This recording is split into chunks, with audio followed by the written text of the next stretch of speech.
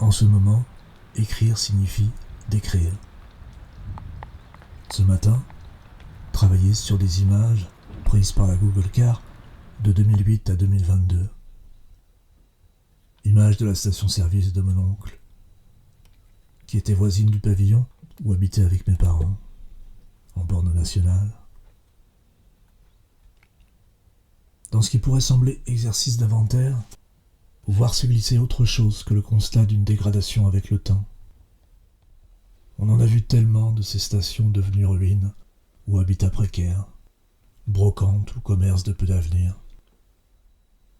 Même aperçu une épicerie pendant le trajet des dernières vacances.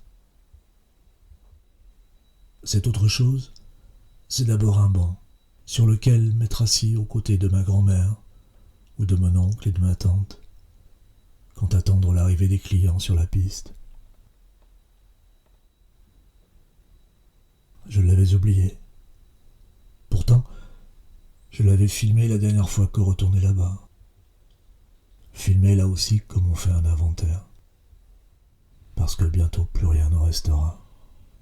Les objets voués à la benne, les murs à la démolition.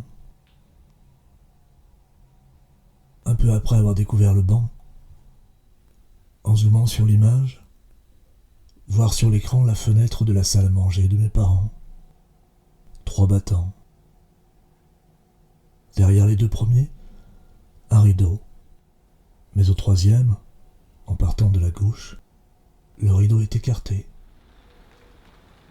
En discutant avec Isabelle ce midi, j'ai eu confirmation que ma mère habitait encore la maison en 2017.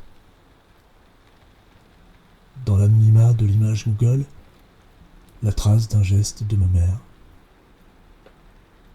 Sa main écartant le rideau, elle debout, ses 2 béquilles appuyées contre le radiateur sous la fenêtre.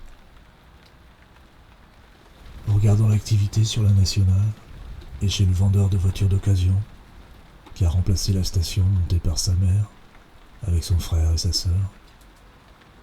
Elle aussi regardait le passage du temps. Les traces qu'il laisse dans ce qui fut familier, mais qui ne parvient jamais à devenir tout à fait étranger.